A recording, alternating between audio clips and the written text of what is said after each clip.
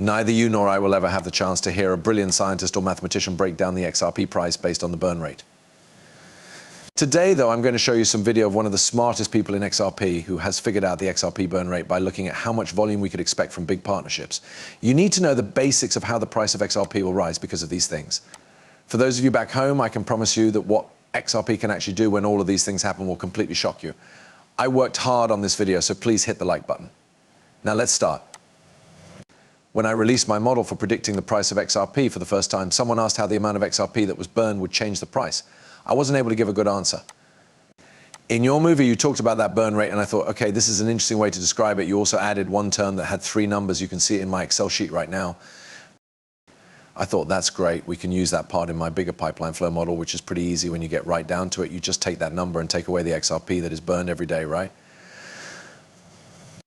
Let me show you what's on my screen and walk you through it. This is going to be a bit of a, I guess you could say, math happy screen share, happy time. Please let me know if you can see my Excel files. I just added this up. Everything is fine. All set to go. Okay, so yeah, I've lovingly called this one the Jackson. In science, the more experienced person is always put last. And that's why I'm there, just to let you know. I think flow burn is a nice word. I'm not a scientist. You are learning how to be a scientist. Yes. Okay, you're like my guy's my mentee. Yes, the flow burn is a good way to describe how we figure out the flow and then fix it with the XFB burn to handle the transaction. That's it, really easy.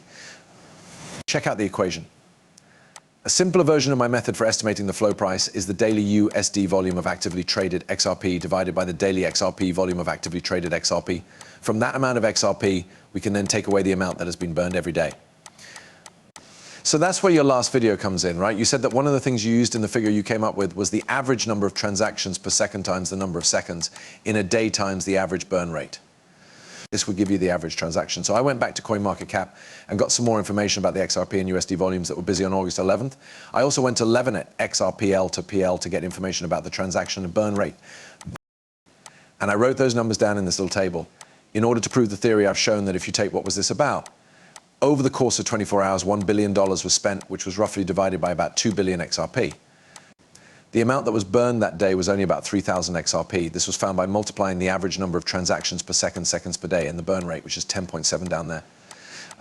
The seconds per day are pretty stable, but the burn rate, which is 0.003, can change, which is an interesting point. So if you divide the total amount, about $1 billion, by almost 2 billion XRP, take out the amount of XRP that has been burned, and then do the math with the new fraction or numerator, you get the exact price that day, which is about 63.634 cents, right? Yes, I'm right, 634. That proves the theory once more, which I find interesting because I was curious about what would happen if I burned a certain amount of XRP. So I said, okay, let's look at this case of a lot of money. Let's look at an XRP ledger that is more busy, where about 10 billion XRP tokens are used to transfer about $7 trillion USD every day, right? This is the base price estimate, which is what I came up with in the first place. It gives you a rough price of about $700 US. The amount of XRP that would be burned would be subtracted from that. These numbers are made up based on an average TPS of 1,000 transactions per second and an average burn rate of 0.1 XRP.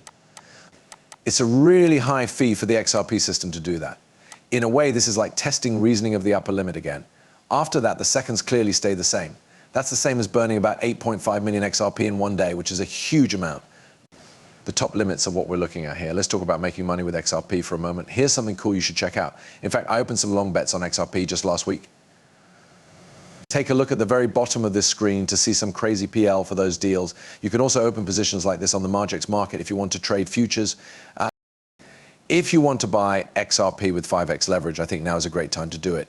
This cryptocurrency is going to take a big hit. Sign up for Margex through my link below and go to the trading part of the website. You'll get some great features and benefits, and we'll go long on XRP and see the type of PL I just showed you at the bottom of the screen. And take a long position like I did now. It sounds good.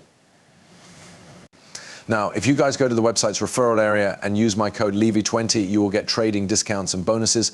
After you sign up through my link, make sure you do that. I'll see you guys when we get to the other side with our huge XRP wins. Let's watch the movie again.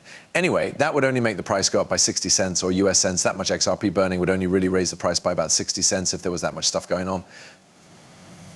One interesting thing to keep in mind is that if 8.6 million XRP were burnt every day, that would mean that the ledger was very full. That would make the XRP record very busy, right?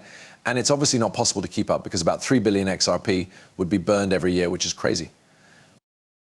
Then we'd be out of XRP, right? It wouldn't be possible to keep doing this if, for one thing, the price of XRP goes up. There are fewer transactions because more values move per XRP. This lowers the record load and burn rate.